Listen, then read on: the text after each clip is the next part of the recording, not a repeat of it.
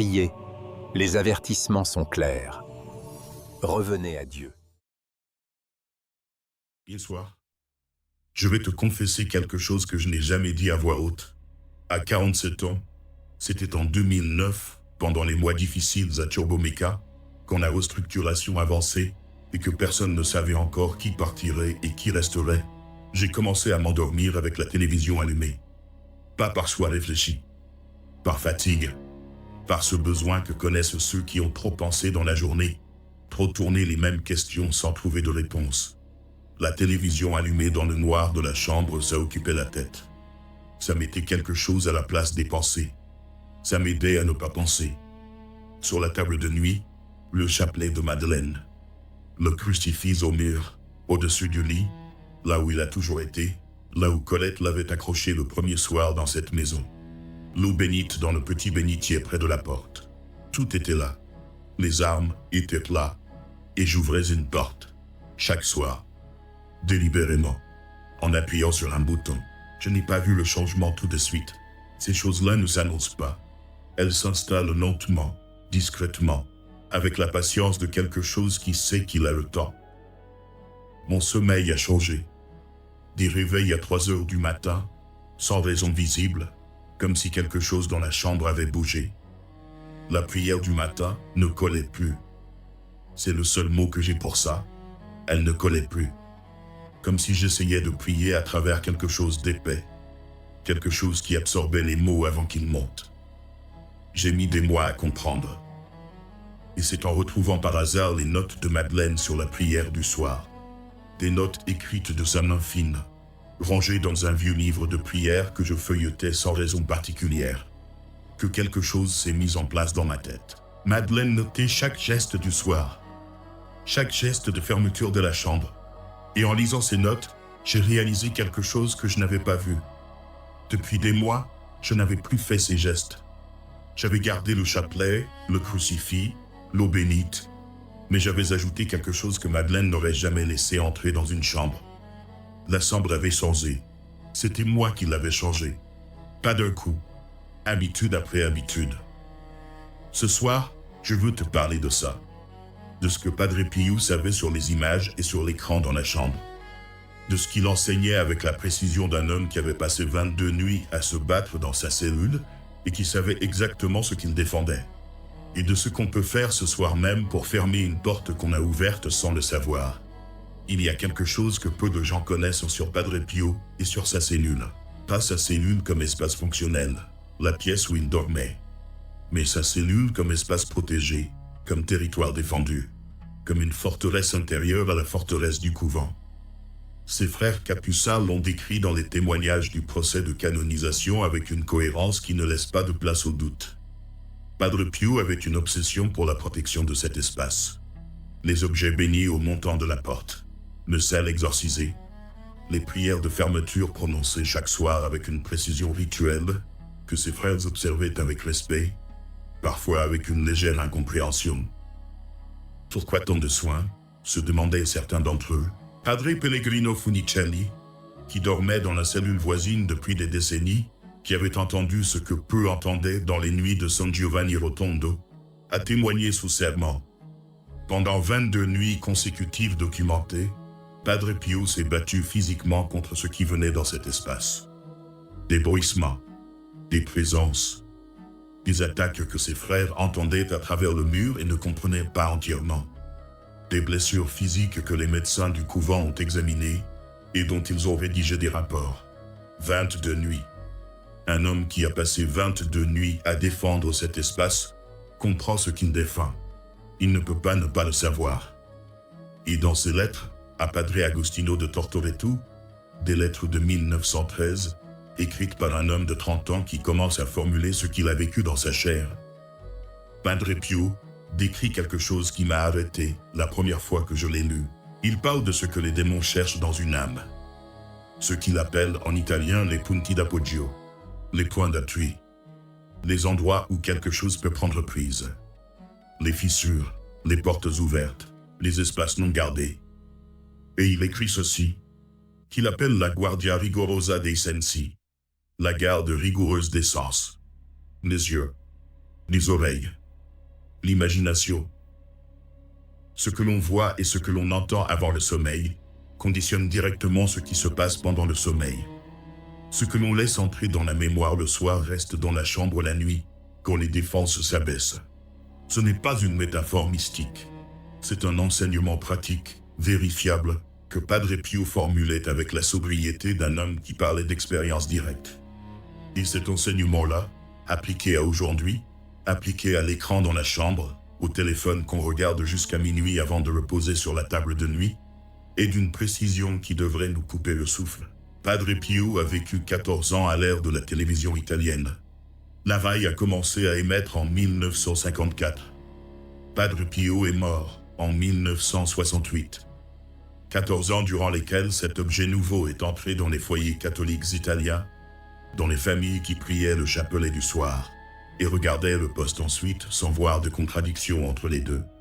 Ses frères capucins, Padre Pellegrino, Padre Raffaelli, ont témoigné de sa position. Padre Pio refusait catégoriquement la télévision dans ses appartements. Il refusait avec cette fermeté tranquille qui l'opposait aux choses sur lesquelles il ne changeait pas d'avis. Cette fermeté qui déconcertait les gens habitués à ce qu'on négocie avec les évidences. Et parmi les dévots de San Giovanni Rotondo, dans cette tradition orale que les familles du village transmettent encore, cette tradition que j'ai entendue de la bouche de ces vieux en 1988, une formulation lui est attribuée. Je ne peux pas te garantir qu'il l'a prononcée mot pour mot. Ce que je peux te dire, c'est que ceux qui avaient vécu à côté de lui pendant des décennies l'a rapporté comme fidèle à sa pensée. Ce que tu regardes entre dans ton âme, et l'ennemi le sait avant toi. Ce que tu regardes entre dans ton âme. Peut entrer. Risque d'entrer si tu n'es pas prudent. Honte. C'est ce que disait la Guardia Rigorosa dei Sensi. L'œil n'est pas une fenêtre à sens unique. C'est une porte. Et ce qu'on laisse passer par cette porte s'imprime dans la mémoire profonde, dans l'imagination, dans cet espace intérieur qui continue à travailler pendant le sommeil, quand la volonté consciente s'est relâchée. L'ennemi le sait avant toi, parce que lui n'a pas besoin de dormir. Lui n'a pas besoin de temps pour que les images s'impriment. Il connaît exactement ce qui se passe dans cette mémoire-là, et il sait travailler avec. Dans son enseignement au confessionnal, dans cette doctrine des portes d'entrée que ces pénitents décrivent dans les témoignages du procès de canonisation, Padre Pio ne demandait pas seulement « Quel péché avez-vous commis ?» Il demandait « Par quelle porte ?» L'entrée du péché l'intéressait autant que le péché lui-même. La porte ouverte était, pour lui, aussi grave que ce qui avait passé par cette porte. Parce qu'une porte ouverte reste une porte ouverte. On peut fermer le péché, se confesser, recevoir l'absolution, et laisser la porte par laquelle il est entré grande ouverte. Et ce qui est passé une fois par là passera de nouveau. L'écran dans la chambre pour Padre Pio aurait été une porte ouverte en permanence. Pas parce que tout le contenu est mauvais. Pas parce que regarder une série ou les nouvelles est en lui-même un péché. Mais parce que cet objet est incontrôlable. Parce qu'il introduit le monde entier, ses violences, ses anxiétés, sa sensualité, ses désespoirs, dans l'espace le plus intime de la personne, au moment le plus vulnérable de la journée. Le démon n'a pas besoin de forcer l'entrée si tu l'ouvres toi-même. Cette phrase, je ne sais pas si Padre Pio l'a formulée exactement ainsi, mais elle est la conclusion logique, inévitable, de ce qu'il enseignait. Et c'est la phrase qui me revient, maintenant que j'ai compris ce qui s'était passé dans ma chambre pendant ces mois-là à 47 ans. J'avais des armes, et j'ouvrais la porte. Je veux être précis ce soir. Parce que ce n'est pas un avertissement vague, les écrans c'est mauvais. Ce n'est pas ça. C'est un enseignement sur le fonctionnement de l'âme la nuit, sur ce que les images font dans la mémoire profonde, sur les mécanismes précis par lesquels le démon peut prendre pied dans un espace qui aurait dû rester protégé. Padre Pio identifiait 3 vecteurs principaux. 3 portes dans l'écran. La première porte, les images de violence et de mort. Les nouvelles du soir. Les séries criminelles. Les documentaires sur les catastrophes. Les conflits du monde entier diffusés avec la précision froide d'une caméra qui n'a aucun respect pour ce qu'elle montre. Ces images, et Padre Pio l'enseignait avec la précision de quelqu'un qui avait vu comment les démons travaillent, ces images ancrent une atmosphère dans la chambre. Pas symboliquement, réellement. La peur est un état spirituel, pas seulement psychologique. La mort, regardée sans préparation ni recueillement, introduit quelque chose dans l'espace où on va dormir. Et cette chose reste là, la nuit, dans l'imagination, dans les rêves, dans cet état de demi-conscience de l'endormissement où les défenses volontaires s'abaissent et où les images restées en mémoire remontent à la surface. Padre Pio aimait l'image du sol qu'on laboure. On prépare un terrain. Ce qu'on a semé le soir, en regardant des images de mort, d'horreur, de violence, ce sont des graines. Et ces graines, le démon sait les faire germer pendant les heures où la volonté ne contrôle plus rien. Je ne te dis pas de ne jamais regarder les nouvelles. Je te dis, pas le soir dans ta chambre, pas dans l'heure qui précède le sommeil, pas dans cet espace que Madeleine appelait la chambre de Dieu. La deuxième porte, le défilement des réseaux sociaux. Celui-là est plus difficile à identifier parce qu'il est discret. Il ne ressemble pas à de la violence. Il ne ressemble pas à de la peur. C'est juste des images, des textes, des vidéos courtes, des gens qui racontent leur vie, des opinions, des nouvelles légères, de l'humour parfois. Mais ce que ce défilement produit dans l'âme, dans la chambre, allongé dans le lit, à 11 heures du soir, Padre Pio l'aurait reconnu immédiatement. La comparaison, le jugement, l'inquiétude de ce que les autres pensent, cette vague d'anxiété diffuse qui n'a pas de nom précis, qui ne ressemble à rien de particulier, mais qui s'accumule image après image, poste après poste. Cette fatigue particulière que tu as après 20 minutes de défilement, pas la fatigue du corps, la fatigue de l'âme. Et dans l'enseignement au confessionnal, Padre Pio nommait cet état avec précision. Il l'appelait l'agitation intérieure. L'agitation qui ne vient pas d'un danger précis, mais d'une accumulation de petites comparaisons, de petits jugements, de petites anxiétés que l'ennemi peut utiliser comme matière première. L'ennemi n'a pas besoin d'apparaître quand l'anxiété fait le travail à sa place. Ce que tu rumines avant de t'endormir, tu le portes dans le sommeil. Et le démon, patient, précis, sait travailler sur ce que tu rumines. La troisième porte, la sensualité normalisée. Celle-là, Padre Pio la nommait avec une franchise qui déconcertait parfois ses pénitents. Pas la pornographie, ça c'est une porte enfoncée. Tout le monde voit la brèche. Je parle de ce que Padre Pio appelait les occasions que l'on croit inoffensives mais qui préparent le terrain. Les images légèrement sensuelles qu'on voit dans une publicité. La série qui montre des scènes auxquelles on est habitué. Le contenu sur les réseaux sociaux qui borde quelque chose sans le traverser. Ces images-là, regardées dans la chambre, la nuit, avant de dormir, s'impriment dans la mémoire avec une facilité que notre époque a banalisée. Et dans cet espace de l'endormissement, quand la volonté consciente s'est relâchée, ces images remontent. Elles occupent l'imagination. Et l'ennemi sait exactement quoi faire avec une imagination qui a été nourrie ce soir-là. Padre Pio enseignait que la mémoire profonde n'a pas de filtre moral. Elle enregistre ce qu'on lui donne. Ce qu'on ne contrôle pas avant de dormir, on ne peut pas le contrôler pendant qu'on dort. Et il concluait par quelque chose que j'ai lu dans une lettre à Rafaelina Serraz, une femme de sa direction spirituelle, dans les lettres de 1914 et 15, quelque chose qui m'a arrêté la première fois que je l'ai vu.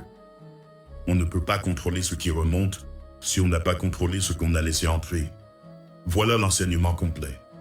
Simple, logique, vérifiable, si on a l'honnêteté de regarder sa propre expérience. Ce qui entre dans la mémoire le soir reste dans la chambre.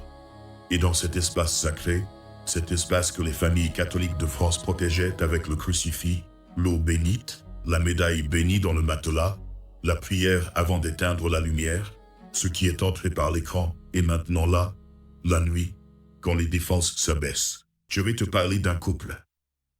Un couple de pèlerins qui s'est présenté à San Giovanni Rotondo en 1961. Un témoignage qui circule parmi les dévots anciens, ceux que j'ai rencontrés en 1988, ceux qui gardaient dans leur mémoire des histoires que les livres n'ont pas eu le temps de rassembler. Ce couple venait de Foggia, gens ordinaires, catholiques pratiquants, mariés depuis 15 ans. Ils venaient avec une question qu'ils n'avaient pas su formuler clairement. mais qui les avait amenés jusqu'à San Giovanni Rotondo, parce qu'ils ne trouvaient pas de réponse ailleurs. Depuis quelques mois, il y avait quelque chose de lourd dans leur chambre. Des disputes le matin au réveil, des disputes inexplicables, nées de rien, sans objet précis, comme si quelque chose de mauvais s'était posé sur leur nuit et avait laissé de la tension. Une atmosphère que la femme décrivait comme « épaisse ». Ce mot qu'on emploie quand on n'a pas de meilleur mot pour dire que quelque chose ne va pas dans un espace. Padre Pio les a écoutés et il a posé une question. « Qu'est-ce que vous regardez le soir avant de dormir ?» Ils avaient installé la télévision dans leur chambre, un signe de modernité en 1961. La RAI venait de commencer à émettre. Les foyers italiens découvraient ce nouvel objet. Ils regardaient jusqu'à la fermeture de l'antenne. Les nouvelles, des émissions, tout ce que la RAI diffusait, sans discrimination, jusqu'au signal de fin de soirée. Padre Pio n'a pas développé. Il n'a pas fait une conférence sur la théologie des images et la guardia rigorosa dei sensi. Il a dit quelque chose de simple, de direct, avec la sobriété de quelqu'un qui dit ce qui est. Vous avez ouvert une porte. Fermez-la ce soir même. Ils sont rentrés à Foggia. Ils ont déplacé la télévision hors de la chambre ce soir-là. Padre Pellegrino, qui rapporte cet épisode dans ses souvenirs personnels, dit que cette famille lui a écrit quelques semaines plus tard. La lourdeur avait disparu. Les réveils en tension avaient cessé. Je ne te rapporte pas ça pour te faire peur. Je te rapporte ça parce que c'est exactement ce que j'ai vécu à 47 ans, dans ma chambre à peau. Pas aussi dramatiquement, pas avec des disputes inexplicables, mais avec ce même sentiment de lourdeur diffuse, de prière qui ne collait plus, de sommeil qui n'était plus vraiment du repos. Et quand j'ai éteint la télévision, définitivement le soir où j'ai relu les notes de Madeleine, j'ai compris ce que ce couple de Foggia avait compris en 1961. Il faut que tu comprennes ce que représentait la chambre dans la tradition catholique française. Madeleine, ma mère, avait des gestes. Des gestes du soir qui n'étaient pas de la superstition, qui n'étaient pas du folklore béarnais, qui n'étaient pas de la vieille coutume transmise sans fond. C'étaient des gestes de protection de l'espace le plus intime. Cet espace où l'âme allait se retrouver seule, sans la vigilance du jour, sans les défenses que la conscience éveillée maintient. Le crucifix au-dessus du lit. Elle me touchait chaque soir. Pas pour prier longuement, juste pour toucher, pour reconnaître sa présence. L'eau bénite au montant de la porte d'entrée. Un signe de croix en entrant dans la chambre. Et avant d'éteindre la lumière, une phrase qu'elle prononçait à voix basse. J'ai mis des années à en connaître les mots parce qu'elle le disait très doucement, comme quelque chose de privé entre elle et Dieu. Cette chambre appartient à Dieu et au repos. Voilà. 7 mots. Elle ne m'en avait pas expliqué la théologie. Elle ne m'avait pas parlé de la guardia rigorosa dei sensi. Elle n'avait pas lu l'épistolario de Padre Pio. Mais elle savait, de ce savoir intuitif que les femmes catholiques de sa génération possédaient, avant qu'on ne leur retire, que cet espace devait être protégé. Que ce qui entrait là le soir avait de l'importance. Les familles catholiques du Béarn, de toute la France traditionnelle, le crucifix au-dessus du lit, l'eau bénite à l'entrée, la médaille bénie dans le matelas, la prière avant d'éteindre la lumière. Ces gestes transmis de mère en fille depuis des générations n'étaient pas de la superstition. Ils étaient l'application pratique de ce que Padre Pio formulait avec précision dans ses lettres. La chambre est un espace sacré, l'espace le plus vulnérable de la vie d'un être humain, parce que c'est là que les défenses s'abaissent totalement. Et ce que nous avons introduit dans cet espace, l'écran, contraste radicalement avec tout ce que Madeleine protégeait. L'écran introduit le monde entier dans cet espace protégé. Ses violences, ses anxiétés, sa sensualité, ses désespoirs. Le monde entier, avec sa lourdeur, ses conflits, ses images que personne ne choisit vraiment, parce que l'algorithme les envoie sans demander la permission. Et nous faisons ça dans la chambre, dans cet espace que Madeleine protégeait avec 7 mots prononcés à voix basse. Je ne te demande pas de juger, je te demande de regarder l'écart. Maintenant, et c'est là que ça change, je veux être précis sur ce qui peut se faire. Padre Pio ne laissait pas ses pénitents avec un diagnostic sans direction. Ce n'était pas son style. Il voyait, il nommait, et il donnait ce qu'il fallait faire. 3 gestes. 3 gestes concrets que ces dévots ont transmis, que ses confrères ont attestés, que la tradition de San Giovanni Rotondo porte encore aujourd'hui. Le premier geste, l'exclusion de l'écran de la chambre, ou si c'est impossible en pratique, l'instauration d'une règle du silence. Padre Pio n'aurait pas négocié sur ce point, mais il comprenait les conditions de vie réelles. Ce qu'il demandait, c'était une règle fixe, pas une intention vague. 1 heure à partir de laquelle l'écran s'éteint. 1 heure à partir de laquelle la chambre redevient ce qu'elle devrait être. Si l'écran est dans la chambre, au moins 1 heure de silence avant le sommeil. Pendant cette heure, pas le téléphone non plus, pas le défilement, pas la dernière vérification des messages. Rien. Le silence que Madeleine protégeait avec ces 7 mots. Cette règle doit être une règle, pas une résolution de bonne volonté qu'on applique quand on n'est pas trop fatigué. Une règle fixe. Parce que la fatigue et la mauvaise habitude reviendront. Et sans règle, l'habitude reprend le dessus. Le deuxième geste, la prière de fermeture de la chambre. Pas une longue prière élaborée. Pas une neuvaine. Un geste simple, précis, intentionnel. L'eau bénite au montant de la porte, non pas par superstition, mais parce que l'eau bénite est un sacrement de l'Église qui a une réalité spirituelle. Le signe de croix en entrant dans la chambre pour dormir et une demande explicite de protection. Pas dans des formules compliquées, pas dans des mots appris par cœur, mais dans des mots vrais. Seigneur, protège cet espace. Que ce qui entre ici soit de toi. Padre Pio enseignait que la demande explicite de protection de la chambre a une efficacité que la protection passive n'a pas. Le crucifix au mur protège. Mais Padre Pio insistait sur le fait de le reconnaître, de l'activer par la prière consciente. La protection que tu ne réclames pas est une protection que l'ennemi peut contourner. Si tu n'as pas d'eau bénite, le bénitier dans n'importe quelle église, n'importe quel prêtre peut te donner de l'eau bénite. Ce n'est pas compliqué. Ce n'est pas une démarche extraordinaire. C'est une décision. Le troisième geste, nommer ce qu'on a laissé entrer et demander pardon. Celui-là est peut-être le plus important et le moins évident. Padre Pio enseignait que les portes ouvertes par inattention peuvent être fermées. Ce n'est pas une faute irrécupérable d'avoir laissé entrer ce qu'on n'aurait pas dû laisser entrer. Mais il faut le nommer. Il faut le reconnaître devant Dieu avec la précision d'une confession, pas la précision froide et juridique d'une liste de péchés, mais la précision honnête de quelqu'un qui dit ce qu'il a fait. Seigneur, j'ai laissé entrer dans cette chambre des images qui n'avaient pas leur place ici. J'ai laissé une porte ouverte que j'aurais dû garder fermée. Je te demande de fermer cette porte ce soir. Ces mots, prononcés à voix basse, seul, dans la chambre. Avant de faire le signe de croix et d'éteindre la lumière, Padre Pio disait à ses pénitents, et ses confrères l'ont attesté, que cette reconnaissance change l'état de la chambre, pas par magie, par la logique de la prière demande explicite. On ne peut pas demander à Dieu de garder un espace qu'on n'a pas reconnu avoir ouvert. La reconnaissance précède la protection. Et il ajoutait quelque chose que j'ai retenu parce que ça résume tout. On peut fermer une porte qu'on a ouverte par inattention. Il suffit de le nommer. Il suffit de le nommer. Il y a quelque chose que je n'ai pas dit. Ce soir où j'ai relu les notes de Madeleine, ce soir où j'ai compris que c'était moi qui avais changé la chambre, j'ai éteint la télévision. Pas « je vais essayer ». Pas « je verrai dans quelques jours ». Ce soir-là, j'ai repris le geste de Madeleine à l'entrée de la chambre.